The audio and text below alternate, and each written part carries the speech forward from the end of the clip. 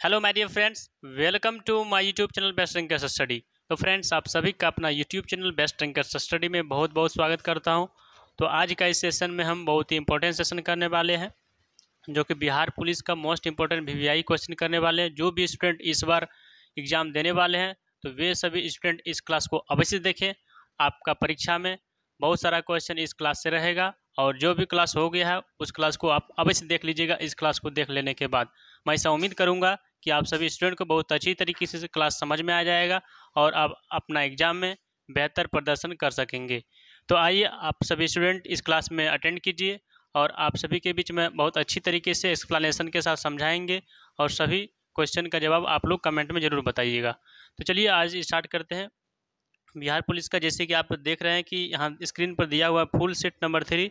जो student full set number 1, full set number 2 अभी तक नहीं देखे हैं, वे इस क्लास को देख लेने के बाद अवश्य ज़रूर देखिएगा, आपको बहुत अच्छी तरीके से समझ में आएगा। तो पहला सवाल दिया गया है, पहला प्रश्न में दिया गया हिंदी का, उसके बाद इंग्लिश का। इसमें सारा सब्जेक्ट, जितना भी सब्जेक्ट आता है आपका एग्जाम में, सारा सब्जेक्ट के बारे में हम डिस्कस करेंगे। दिया गया हिंदी और अंग्रेजी। तो सबसे पहले हिंदी का सवाल दिया गया है, तो हिंदी को देखते हैं। सवाल में क्या दिया गया है? सवाल में दिया गया है निम्नलिखित में शुद्ध शब्द वाक्य मतलब शुद्ध वाक्य छांटें। इसमें से बताना है। 4 ऑप्शन आपके पास दिया गया है, कौन सा ऑप्शन इसमें शुद्ध है उसको आपको छांटना है। नेताजी को आज वहां जाना है, ऑप्शन ए में इस प्रकार से लिखा गया। ऑप्शन बी में दिया गया है कि नेताजी ने आज वहां जाना है। ऑप्शन नंबर सी में दिया गया है आज वहां नेताजी ने जाना है। ऑप्शन नंबर डी में दिया गया वहां आज नेताजी ने जाना है। क्या कौन सा ऑप्शन आपको लग रहा है सही? आप किस प्रकार से ट्रीट करते हैं, किस तरीके से आप बोलते हैं उसको, उनको। मानिए कि आपसे कोई सीनियर है, मानिए नेताजी हैं, तो नेताजी को आज वहां जाना है। तो सबसे 4 ऑप्शन जो आपके पास दिया गया है, उन सभी ऑप्शन में से सबसे बेस्ट ऑप्शन कौन सा लग रहा है? सही तरीका से कौन सा ऑप्शन लग रहा है? ए ऑप्शन शुद्ध लग रहा है, इसलिए एक का ऑप्शन नंबर 1 करेक्ट आंसर हो जाएगा। अगला सवाल दिया गया है 2 नंबर प्रश्न। 2 नंबर प्रश्न में क्या दिया गया है? दूसरा नंबर प्रश्न में दिया गया है वर्णों का सार्थक समूह क्या कहलाता है? तो वर्णों का सार्थक जो समूह होता है उसको क्या कहते हैं? शब्द कहते हैं, इसलिए 2 का option number B correct answer हो जाएगा। 3 नंबर प्रश्न में दिया गया है कि बताइए ओ क्या है? ओ एक स्वर ध्वनि है या फिर ओ एक व्यंजन ध्वनि है? आप लोग एक बार कमेंट में जरूर बताइएगा क्या है। ओ एक क्या है? ओ एक स्वर ध्वनि है, इसलिए 3 का option number A correct answer हो जाएगा। 4 नंबर प्रश्न में दिया गया है कि व्यवहार और मत शब्दों के सही पर्यायवाची बताना। पर्याय का मतलब पर्यायवाची बताना है। व्यवहार और मत शब्दों के सही पर्याय बताना है। इसका करेक्ट आंसर क्या हो जाएगा? व्यवहार को क्या बोलते हैं? आचार बोलते हैं, विचार बोलते हैं, इसलिए इसका करेक्ट आंसर हो जाएगा 4 का ऑप्शन नंबर ए एब्सोल्यूट करेक्ट आंसर। अगला सवाल दिया गया 5 नंबर में कि व्यंजन संधि के उदाहरण कौन सा है इसमें से? तो हम जानते हैं कि व्यंजन संधि किसको कहते हैं, एक बार कमेंट में बताइएगा। व्यंजन संधि किसको कहते हैं? जब कोई संधि करते समय व्यंजन के साथ स्वर या कोई व्यंजन के मिलने से जो रूप परिवर्तन होता है उसको हम क्या बोलते हैं? व्यंजन संधि बोलते हैं। तो आप बताइएगा कौन सा ऑप्शन है? उल्लास, संगम, तथास्तु, क्या ये ऑप्शन है? ये तो नहीं है। संभावना, सद्भाव, बहिष्कार, ये भी ऑप्शन नहीं है। वातावरण, उल्लास, संस्कृत, क्या ये भी नहीं है? तो डी ऑप्शन देखते हैं। डी ऑप्शन में क्या दिया गया? उल्लास, संगम, संभावना, यही क्या हो जाएगा आपका? व्यंजन संधि हो जाएगा, इसलिए 5 का option number D correct answer हो जाएगा। 6 नंबर प्रश्न में दिया गया है कि समाज में आज भी सीता सावित्रियों का महत्व है, यहाँ काले छपे शब्दों का प्रयोग हुआ है, तो इसका बताइएगा क्या करेक्ट आंसर हो जाएगा। मतलब काला छपा का मतलब क्या हो गया? जैसे कि यहाँ दिया गया प्रश्न में है समाज में आज भी सीता सावित्रियों का महत्व है, यहाँ काले छपे शब्दों का प्रयोग हुआ है। मतलब जो यहाँ डार्क किया गया, जो हम अंडरलाइन कर रहे हैं, इसका अर्थ बताना है आपको वहाँ क्या है। जातिवाचक संज्ञा है, व्यक्तिवाचक संज्ञा है, या फिर भाववाचक संज्ञा है। तो व्यक्तिवाचक संज्ञा का भाववाचक संज्ञा के रूप, ऑप्शन नंबर बी में है। भाववाचक संज्ञा का व्यक्तिवाचक के रूप में, व्यक्तिवाचक संज्ञा का जातिवाचक संज्ञा के रूप में। डी में दिया गया है जातिवाचक संज्ञा का व्यक्तिवाचक के रूप में, तो इसका क्या करेक्ट आंसर हो जाएगा? 6 का एब्सोल्यूट करेक्ट आंसर जातिवाचक संज्ञा का व्यक्तिवाचक के रूप में, इसलिए 6 का option number D correct answer हो जाएगा। 7 नंबर प्रश्न में दिया गया है, 4 ऑप्शन आपके पास दिया गया, बताइएगा इसका करेक्ट आंसर क्या हो जाएगा। बालक ने रोटी खाई, जो यहाँ खाई है, काले छपे शब्द का परिचय बताइए। खाई है क्या लिखा हुआ है? क्या है? सकर्मक क्रिया एकवचन, स्त्रीलिंग, अन्य पुरुष भूत और कृतवाच्य है, इसलिए 7 का option number D correct answer हो जाएगा। अगला प्रश्न दिया गया है 8 नंबर सवाल, रामचरितमानस किसने लिखा था? कमेंट में बताइएगा कि रामचरितमानस रचना किसने लिखा था? तुलसीदास ने लिखा था, इसलिए 8 का option number A correct answer हो जाएगा। अगला प्रश्न बताइएगा 9 नंबर सवाल से, इंग्लिश वाला सवाल आ गया है। इंग्लिश सवाल का आंसर आप लोग कमेंट में बताइएगा, इसका क्या करेक्ट आंसर हो जाएगा। 9 नंबर सवाल में है, complete the following sentence with the correct option. कौन सा ऑप्शन इसमें करेक्ट है? सी हैज बीन टीचिंग डैश 2005। मान लीजिए कि आप पढ़ा रहे हैं 2005 से, 2005 से क्या करें आप पढ़ा रहे हैं, तो क्या है निश्चित टाइम दे दिया है, मतलब फिक्स कर दिया, टाइम को क्या कर दिया फिक्स कर दिया, ड्यूरेशन नहीं बता रहा है। ड्यूरेशन के लिए हम 4 लगाते हैं, 4 यहाँ नहीं लगाएंगे। फ्रॉम कब लगाते हैं? स्टार्टिंग पॉइंट से एंडिंग पॉइंट का कोई भी सेंस रहता है तब फ्रॉम का प्रयोग करते हैं। इन यहाँ नहीं लगाना है, क्या लगाना है? सिंस लगाना है, मतलब क्योंकि यहाँ फिक्स टाइम कर दिया है, इसलिए क्या हो जाएगा 9 का ऑप्शन नंबर बी सिंस हो जाएगा। She has been teaching since 2005। 6 number का करेक्ट आंसर क्या होगा? 6 नंबर प्रश्न में चूज द करेक्ट सेंटेंस। कौन सा सेंटेंस में सही है? तो क्वेश्चन पढ़ते हैं, the petrol is sold by litre. अच्छा, बी नंबर में क्या देगा? Petrol is sold by litre, petrol is sold by A litre, petrol is sold by the litre. बताइए इसमें कौन सा ऑप्शन आपको लग रहा है कि करेक्ट होना चाहिए? कौन सा ऑप्शन इसमें करेक्ट है बताइएगा आप लोग। The petrol is sold by A litre, मतलब जो है पेट्रोल किस के द्वारा आप सोल्ड करते हैं। मान लीजिए कि आप ही पेट्रोल लाने के लिए जाते हैं पेट्रोल पंप पे, तो आप किसके द्वारा आपको दिया जाता है? लीटर के द्वारा, मतलब पेट्रोल को जब बेचा जाता है, सोल्ड का मतलब बेचना होता है। The petrol is sold by litre, litre के द्वारा पेट्रोल को सोल्ड किया जाता है। उसका क्या होता है, उसका यूनिट किस तरह से, जिसके मान लीजिएगा आप कोई भी चीज़ मान लीजिए आलू लेने जाते हैं, उसका यूनिट का आप क्या लगाते हैं? केजी में लगाते हैं। उसी तरीके से आप पेट्रोल लेने के लिए जाते हैं तो क्या बोलते हैं? लीटर में दीजिए, इतना दीजिए। तो क्योंकि यहाँ दिया गया है कि the petrol is sold by litre, इसलिए इसका यूनिट फिक्स तरीके से दिया गया ऑप्शन नंबर ए में। बी में दिया गया the petrol is sold by A litre होना चाहिए, इसलिए गलत हो जाएगा। सी भी गलत, डी भी गलत, इसलिए ए ऑप्शन करेक्ट आंसर हो जाएगा। 11 नंबर सवाल में दिया गया है कि pick out the correct option. कौन सा ऑप्शन है इसमें जो है करेक्ट तरीका से लिखा गया है?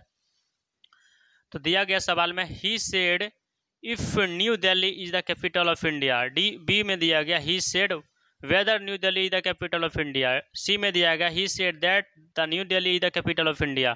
बताइएगा कौन सा ऑप्शन इसमें करेक्ट तरीका से लिखा गया? इसलिए सी ऑप्शन लिखा गया, क्योंकि ही सेड दैट, ही ने कहा, दैट प्रीपोजिशन लगा था, New Delhi is the capital of India, इसलिए 11 का option number C correct answer हो जाएगा। 12 नंबर सवाल में दिया गया है choose the right option to fill in the blanks. I dash my homework when the light went out, मतलब I dash my homework when the light out, मतलब जब लाइट ऑन, मतलब जब लाइट ऑफ हो गया, लाइट चल गया। Went का मतलब क्या है? वेंट आउट का मतलब जब लाइट ऑफ हो गया, लाइट कट गया, तब हम क्या कर रहे थे? अपना काम कर रहे थे, यही ना होगा। मान लीजिए कि आप कोई भी काम को तुरंत तो फिक्स नहीं कर रहे होंगे। मान लीजिए आप उस समय पढ़ रहे थे, तुरंत से तुरंत लाइट कट गया, तो आप क्या करें? उस टाइम आपका क्या था? कंटिन्यूस प्रोसेस में थे आप। क्या थे आप? कंटिन्यू। वाज डन आप इसमें यहाँ नहीं लिख सकते हैं। क्या लिखिएगा इसमें? कंटिन्यूस प्रोसेस, क्योंकि आप मान लीजिए कि आप उस समय पढ़ाई कर रहे हैं और तुरंत से तुरंत लाइट कट गया, तो आप उस समय क्या थे? कंटिन्यूस प्रोसेस में थे। यहाँ सवाल में है कि I dash my homework when the light went out, इसलिए 12 का option number B correct answer हो जाएगा। 13 नंबर सवाल में दिया गया है कि complete the following sentences. I often dash mistakes, I am only human after all, I am fallible.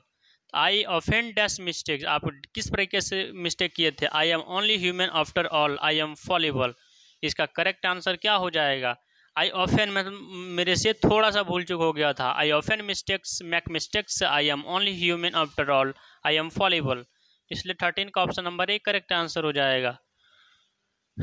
14 के बाद है, या 14 नंबर सवाल में दिया गया है choose the phrase opposite meaning देना है। अपोजिट का मतलब क्या होता है? उल्टा सब, जिस तरीके से आप हिंदी में बताते हैं। बोल्ड सेगमेंट का आपको आंसर देना है ही इज फैट एंड फैलेवी, इसी का आंसर देना जो यहाँ बोल्ड सेगमेंट किया गया है। He is fat and flabby out he sons is dash, इसका क्या correct answer? Fat and flabby का सेंस आपको बताना है, तो इसका क्या मतलब होता है? इसका मतलब होता है लर्न एंड थिन। फैट का मतलब क्या होता है? जैसे कि फैट का मतलब क्या होता है? मोटा होता है, मोटा का पतला। लीन का मतलब पतला होता है। फैलेवी फैलावी का अपोजिट क्या होता है? थिन। फैलावी का मतलब जो होता है एक तरह से फैला हुआ तरीका से, आप उसको क्या बोल सकते हैं? मोटा तरीका से एक सेंस दे रहा है। यहाँ फैलावी का भी थिन दिया गया है, इसलिए इसका करेक्ट आंसर हो जाएगा चौथे का ऑप्शन नंबर सी। अगला सवाल दिया गया 15 नंबर सवाल में क्या दिया गया है? 15 नंबर सवाल में दिया गया है choose the correct meaning. Bold segment का मीनिंग देना। I was an exciting match full of suspenses, both teams were well matched and fought tooth and nail from start to finish. यहाँ जो bold segment fought tooth and nail है, इसका क्या sense निकल रहा है? इसका क्या सेंस है? They played with everyone's strength they had, इसलिए option number B correct answer हो जाएगा। अब 16 नंबर सवाल में देखते हैं। यहाँ 16 नंबर सवाल में सामाजिक अध्ययन का सवाल आ गया। सामाजिक अध्ययन से आप सभी तरीके से आप सभी स्टूडेंट बहुत अच्छी तरीके से समझिएगा और सभी प्रश्न का जवाब कमेंट में बताइएगा। दिया गया सवाल 16 नंबर में कि राज्यसभा के सदस्यों को चुनाव कौन करता है? राज्यसभा का जो सदस्य का चुनाव होता है कौन कराता है? आप लोग बताइए कमेंट में आंसर। राज्यों के विधानसभाओं के सदस्य होता है, इसलिए option number C correct answer हो जाएगा। 17 नंबर सवाल में दिया गया है, बताइएगा इसका क्या करेक्ट आंसर हो जाएगा। संविधान अपने नागरिकों को कौन से अधिकार की गारंटी देता है? समानता का अधिकार, अभिव्यक्ति की स्वतंत्रता, श्रम का अधिकार, शोषण का अधिकार। कौन सी गारंटी देता है? मूल अधिकार जो है कहाँ का रहा है? नागरिकों को कौन सा अधिकार देता है? क्या होता है? समानता का अधिकार भी देता है नागरिक को, और अभिव्यक्ति की स्वतंत्रता देता है। मतलब 1 और 2 ऑप्शन नंबर ए में दिया गया है, इसलिए option number A correct answer हो जाएगा। अगला सवाल दिया गया है 18 नंबर प्रश्न में, निर्वाचन प्रक्रिया के विषय में क्या सही है? बताइएगा कौन सा ऑप्शन सही लग रहा है आपको। एक ए ऑप्शन में दिया गया, निर्वाचन में किसी उम्मीदवार को अपने क्षेत्र में 1/3 भाग से कम मत प्राप्त हो उसकी जन्ममात्र राशि जब्त हो जाती है। ये तो सही है। क्या कर विषय में क्या कह रहा? निर्वाचन में किसी भी उम्मीदवार को अपने क्षेत्र में 1/3 भाग से कम मत प्राप्त हो तो उसकी जमानत राशि जब्त हो जाती है। इसका क्या करेक्ट आंसर हो जाएगा? बी में दिया गया, प्रत्येक पार्टी अपने चुनाव चिन्ह को खुद तैयार करती है। नहीं है, ये भी नहीं है। प्रत्येक दल अपना घोषणा पत्र तैयार करता है जिसमें उसके कार्यक्रम, सिद्धांत, मुद्दे से होते हैं, इसलिए 18 का ऑप्शन क्या हो जाएगा? सी ऑप्शन करेक्ट आंसर हो जाएगा। 19 नंबर सवाल में दिया गया, दक्षेस सार्क, दक्षिण को ही सार्क बोलते हैं। सार्क में कितने देश हैं? सार्क में 8 देश हैं, इसलिए 19 का option number C correct answer हो जाएगा। 20 नंबर सवाल में दिया गया है, महात्मा गांधी ने कौन सी पत्रिका शुरू की थी? महात्मा गांधी ने कौन सी पत्रिका शुरू की थी? इसका क्या करेक्ट आंसर हो जाएगा? हरिजन पत्रिका शुरू की थी, इसलिए ऑप्शन नंबर सी हो जाएगा। 21 नंबर सवाल में दिया गया है, निम्न में से कौन सा कथन सही नहीं है? तो कौन सा कथन सही नहीं है आप लोग बताइएगा कमेंट में आंसर।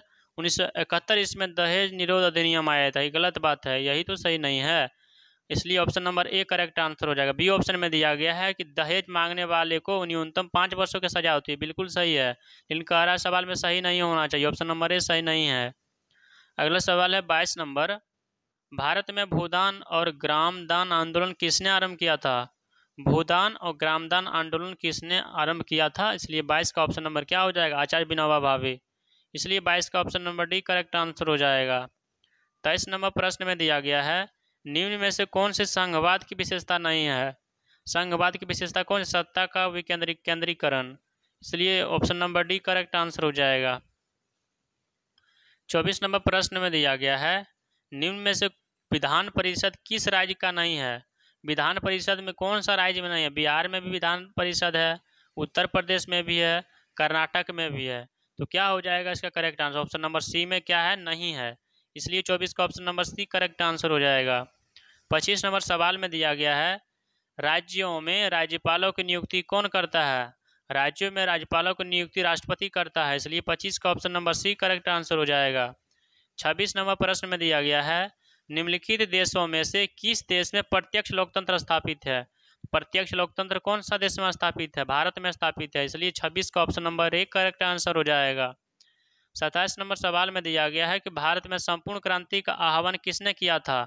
तो जयप्रकाश नारायण ने संपूर्ण क्रांति का नारा दिया था, इसलिए 27 का option number D correct answer हो जाएगा। 28 नंबर सवाल में दिया गया है, क्या दिया गया सवाल में है, भारतीय जनता पार्टी की स्थापना किस वर्ष हुआ था?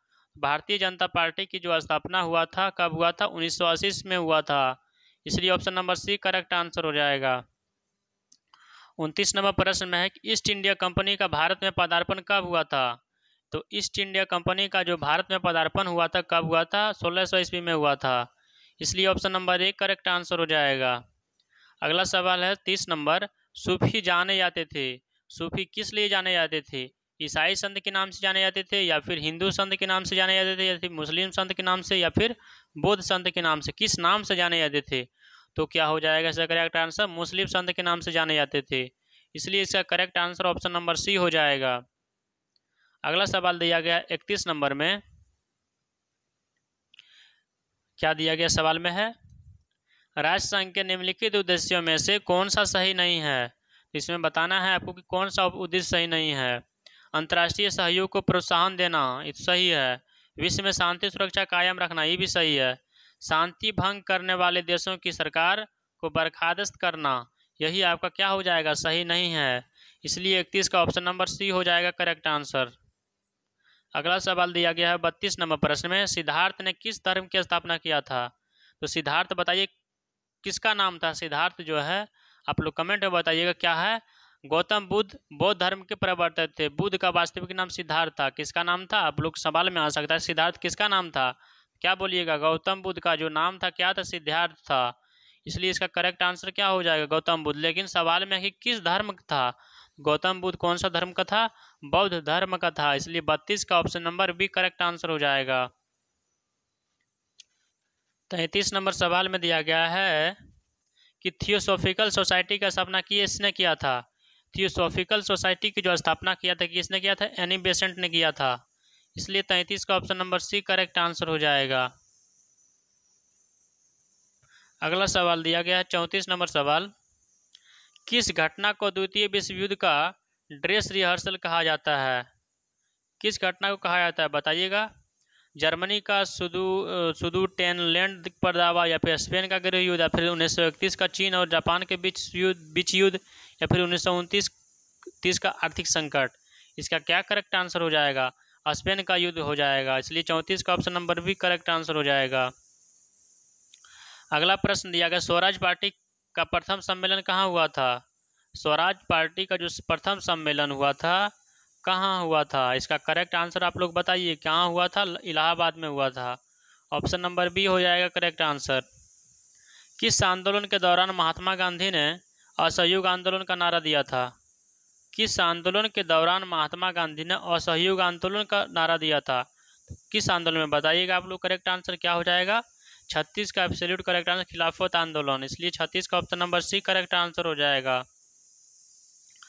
37 नंबर प्रश्न में दिया गया है निम्नलिखित में से कौन सी अमेरिकी स्वतंत्रता संग्राम का परिणाम नहीं है? तो क्या हो जाएगा? सार्वजनिक वयस्क मताधिकार की स्थापना। इसलिए option number C correct answer. सविनय अवज्ञा आंदोलन की शुरुआत कब हुआ था? 1930 ईस्वी में हुआ था। इसलिए option number C correct answer हो जाएगा।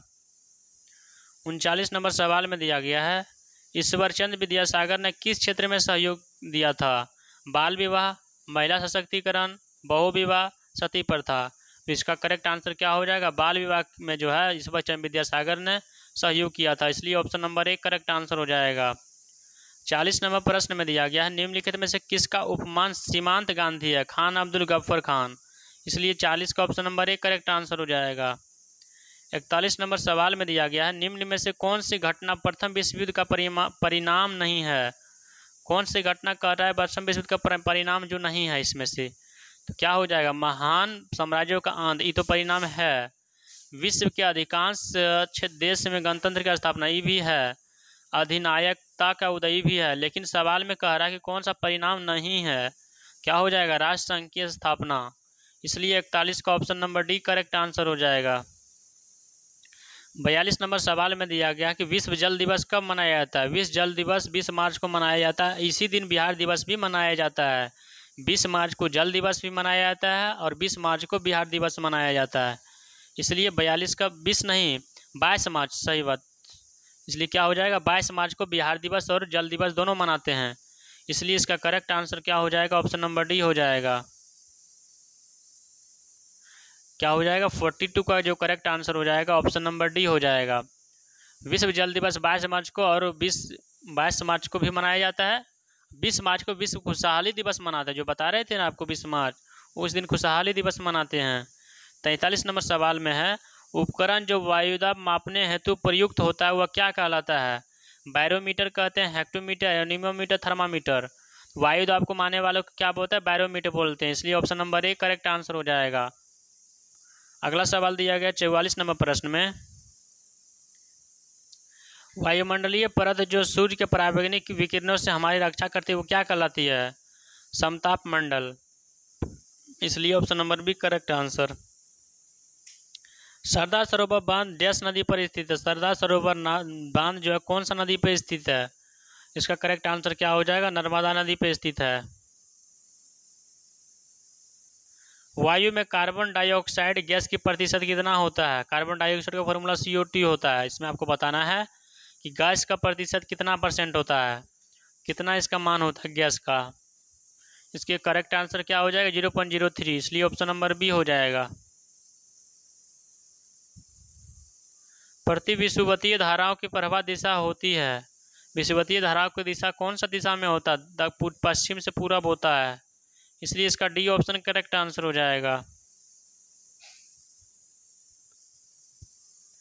अगला सवाल दिया गया है समान दाब वाले स्थानों से गुजरने वाले काल्पनिक रेखाएं क्या कहलाती है? क्या हो जाएगा? आशुबार कहलाती है, ऑप्शन नंबर सी। अगला सवाल दिया गया 49 नंबर में, जीव जो सूर्य के प्रकाश की उपस्थिति में अपना भोजन बनाते हैं इसको क्या कहलाता है? अपना जो है जीव जो है जो सूर्य के प्रकाश की उपस्थिति में अपना भोजन बनाता है उसको क्या कहलाता है? इसका करेक्ट आंसर क्या हो जाएगा? ऑप्शन नंबर बी उत्पादक कहलाता है। क्या कहलाता है? उत्पादक कहलाता है। 50 नंबर प्रश्न में दिया गया है कि नदी जो पूर्व से पश्चिम प्रवाहित नहीं होती है वह क्या कहलाता है? कौन सा नदी जो है पूर्व से पश्चिम में प्रवाहित नहीं होता? नदी का नाम क्या है? चंबल नदी, इसलिए option number B correct answer हो जाएगा। 51 नंबर प्रश्न में दिया गया है आर्द्रता प्रश्न की विधि जिसमें आर्द्रता को प्रतिशत में प्रतिशत किया जाता है वह क्या कहलाता है? उसको क्या कहते हैं? सापेक्ष आर्द्रता कहते हैं। 52 नंबर प्रश्न में दिया गया है प्रारंभ में एक अविभाजित विशाल स्थल खंड क्या कहलाता था? क्या कहलाता था? पेंजिया कहलाता था। 53 नंबर सवाल में दिया गया है पृथ्वी के केंद्र की ओर पर्थों का क्रमागत विन्यास क्या कहलाता है? सियाल, सीमा, नीफे कहलाता है, इसलिए option number A correct answer हो जाएगा। प्रदेश जो फल कृषि के लिए प्रसिद्ध है वह क्या है? वह क्या कहलाता है? भूमध्य सागरीय प्रदेश कहलाता है, इसलिए option number A correct answer हो जाएगा। 55 नंबर सवाल में है कि पंचशील का प्रतिपादन किस वर्ष हुआ था? 1954 ईस्वी में हुआ था। 56 नंबर प्रश्न में है अंतर्राष्ट्रीय महिला दिवस कब मनाया जाता है? 8 मार्च मनाया जाता है, इसलिए option number B correct answer हो जाएगा। 57 नंबर सवाल में दिया गया, आप लोग कमेंट में आंसर बताइएगा 57 का। भारतीय रुपया का नया प्रतीक चिन्ह रुपया किसने तैयार किया था? तो किसने किया? रुपया जो तैयार चिन्ह किसने किया था? आप लोग कमेंट में बताइएगा। डी उदय कुमार कराया था। 58 नंबर प्रश्न में फूलों की घाटी कहाँ स्थित है? उत्तराखंड में फूलों की घाटी स्थित है। अगला सवाल है 59 नंबर में अमजद अली खान निम्नलिखित में से किस वाद्य यंत्र से संबंधित था? अमजद अली खान जो है किस वाद्य यंत्र से संबंधित था? सरोदवादक से। 60 नंबर सवाल में दिया गया है कि रेड क्रॉस संस्था के संस्थापक कौन थे? रेड क्रॉस संस्था के संस्थापक कौन थे? इसका करेक्ट आंसर क्या हो जाएगा? करेक्ट आंसर ऑप्शन नंबर है जीन हेनरी ड्यूनेंट थे। अब यहाँ से सामान्य विज्ञान का प्रश्न है जिसको आप जीएस बोलते हैं, तो आप लोग जीएस का सवाल बताइएगा। 61 नंबर प्रश्न में है कि निम्नलिखित में से कौन सा रोग विटामिन कुपोषण के कारण नहीं होता है? कौन सा विटामिन कुपोषण के कारण नहीं होता है? अर्कता नहीं होता है।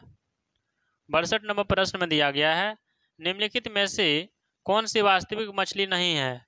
वास्तविक मछली कौन सा? रजत मीन क्या है? वास्तविक मछली नहीं है। अगला सवाल है 63 नंबर सवाल फल के रस के खमीरीकरण के दौरान कौन सी गैस पैदा होती है? तो कौन सी गैस होती है? CO2 कार्बन डाइऑक्साइड होती है। 64 नंबर में है कि मृद भिद अनुकूलन में पत्तियां रूपांतरित हो जाती है, क्या कहलाती? रूपांतरित हो जाती है किस में? सूल में। 65 नंबर प्रश्न में दिया गया है शीत निष्क्रियता पाई जाती है, किसमें पाई जाती है? प्राइमेट्स में। 66 में सवाल में दिया गया है फेफड़ों का पृष्ठ क्षेत्रफल बढ़ जाता है, किस वजह से बढ़ जाता है? रक्त वाहिनियों द्वारा। 67 नंबर प्रश्न में दिया गया है किस प्रकार की कोशिका विभाजन गुणसूत्र के जोड़े बनते हैं, क्या हो जाएगा? अर्धसूत्री विभाजन। 68 नंबर प्रश्न में दिया गया है निम्नलिखित में से कौन सी पाचक ग्रंथियां नहीं है? पाचक ग्रंथियां कौन सी? ने गुर्दार फुफ्फुस नहीं है।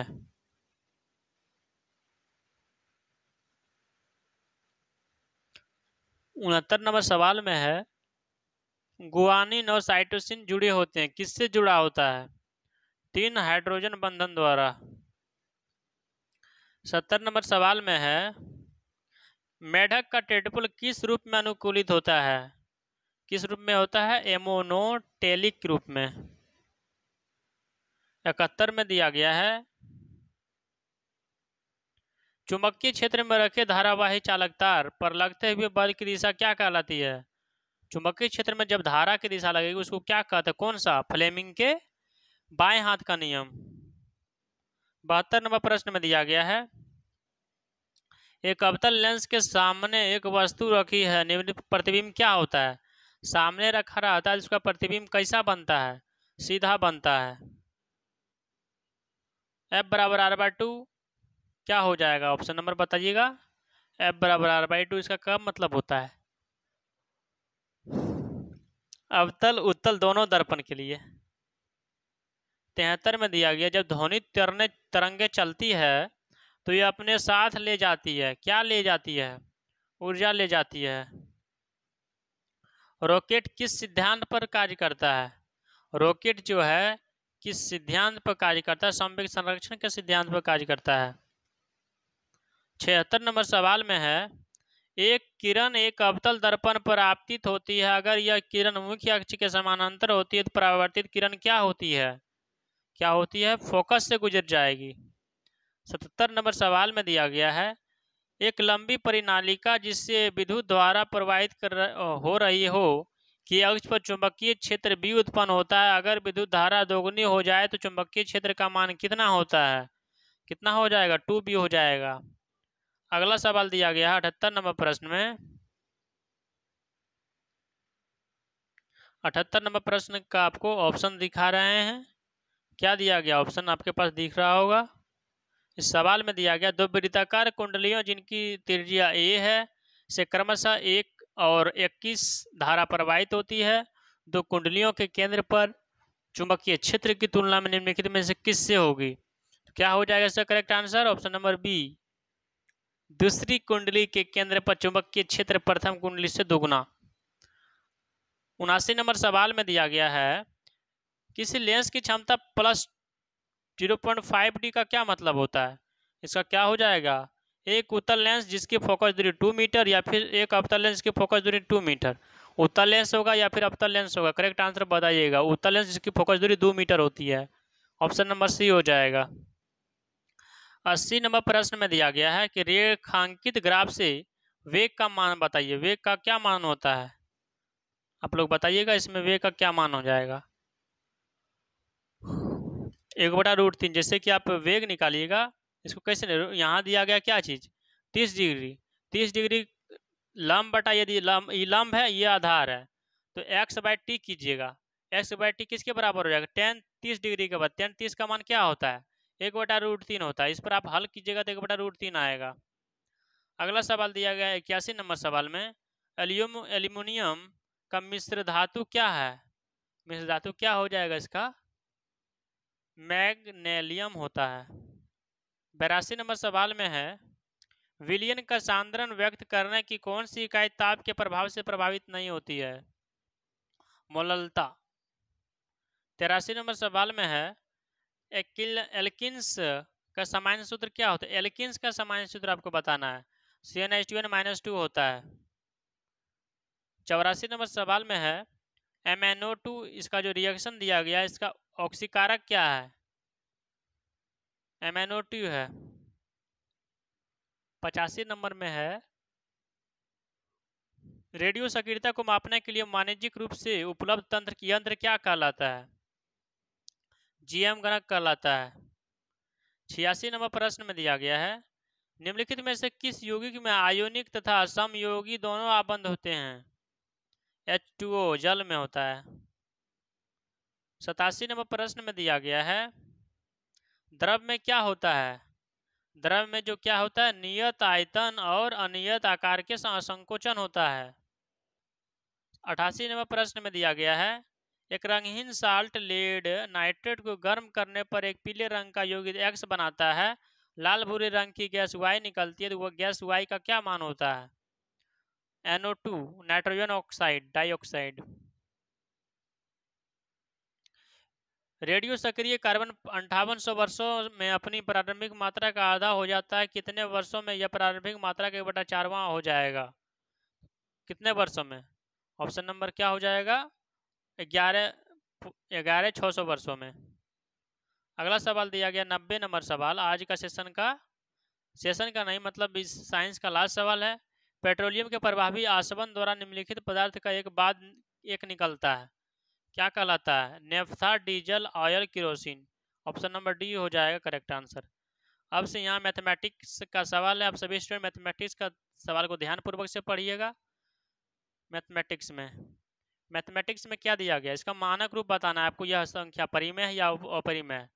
आप इसको किस तरीके से आप बोल सकते हैं यह संख्या परिमेय या अपरिमेय। यदि संख्या अशांत अनावर्ती आ जाए, अशांत उसको क्या बोलते हैं, अपरिमेय बोलते हैं। यदि शांत के रूप में आ जाए उसको परिमेय भी बोल सकते हैं।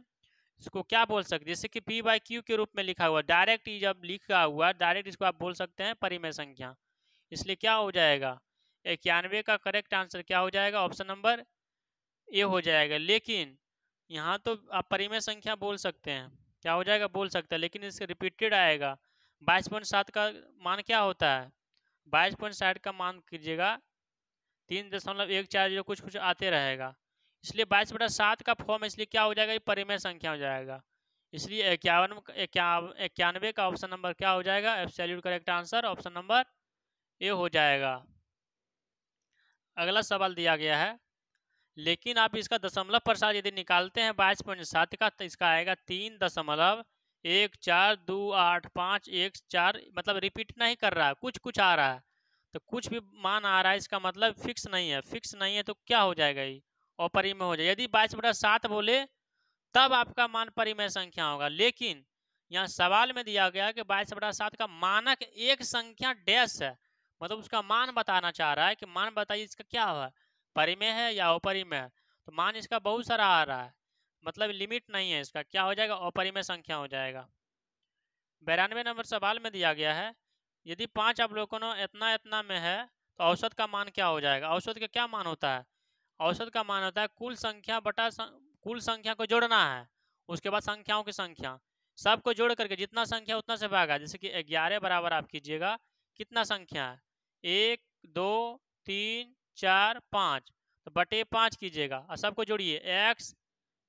एक्स को जोड़ना है, x 2x 3x 4x 5x, यहाँ 5x लिखना है ठीक। अब प्लस इसको जोड़ दीजिए संख्या वाला को, 2 4 6 और 6 12 12 8 20, यहाँ 20 लिखिए ठीक।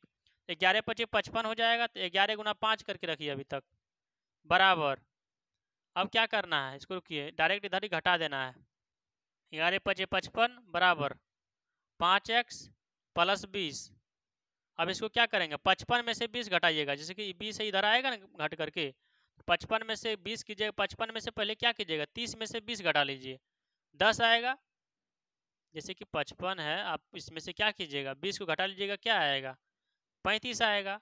35 आएगा तो 35 बराबर क्या हो जाएगा 5x होगा, 5 से 35 करेगा 60 बार में, इसलिए 7 आंसर आएगा। ऑप्शन नंबर सी में दिया गया है, ऑप्शन नंबर सी 92 का हो जाएगा। 93 नंबर सवाल में दिया गया है एक्स बराबर इतना, वाई बराबर इतना, तो एक्स वाई क्या है आपको बताना होगा। इसका मोसो का क्या रूल है, इसमें एक्स में क्या कॉमन है, वाई में क्या कॉमन है। तो कॉमन देखना है कि सबसे ज़्यादा कॉमन क्या है। यहाँ देख रहे हैं दो इसमें भी है, दो इसमें भी है, दो पावर दो है इसमें, इसमें दो पावर तीन है। सबसे कॉमन क्या ले सकते, दो पावर दो ले सकते हैं इसमें कॉमन। अब इसमें देख रहे हैं तीन है इसमें, तीन है इसमें, लेकिन तीन पावर तीन है इसमें, लेकिन तीन पावर एक ही है, तो हमको एक ही लेना पड़ेगा। इसका क्या करेक्ट आंसर होगा, 4 तिया 12 होना चाहिए। क्या होगा, 4 तिया 12, ऑप्शन नंबर ए में दिया गया है। 94 नंबर सवाल में दिया गया वृत्त का क्षेत्रफल इतना है तो इसकी परिधि क्या हो। परिधि का फॉर्मूला क्या होता है, परिधि का फॉर्मूला 2 पाई आर होता है, लेकिन हमको वृत्त का क्षेत्रफल पाई आर स्क्वायर निकालना पड़ेगा। पाई का मान 22/7 होता है, आर स्क्वायर का आर स्क्वायर निकालना पड़ेगा, और 38.5, तो 38.5 मतलब दशमलव उड़ाएंगे तो यहाँ क्या होगा, 10 आएगा। आप इसको किस तरीके से कर सकते हैं, तो कैसे कीजिएगा, जैसे कि आप इसको 11 कैसे काटिएगा इसको। तो मान लीजिए कि आर स्क्वायर बराबर क्या है, 385 गुना 7 बटे 22 गुना 10, इस तरीके से कीजिएगा। आर स्क्वायर का मान ये आएगा, 2 पाई आर पर आप इसको संतुष्ट करवाइएगा, मतलब इसको बैठाइएगा इसका मान। इसका आंसर जो आएगा 94 का क्या आएगा answer, option number D 22 centimetre आएगा। अगला सवाल दिया गया 95 नंबर सवाल में, लॉग इतना इतना लॉग इतना का मान क्या होगा।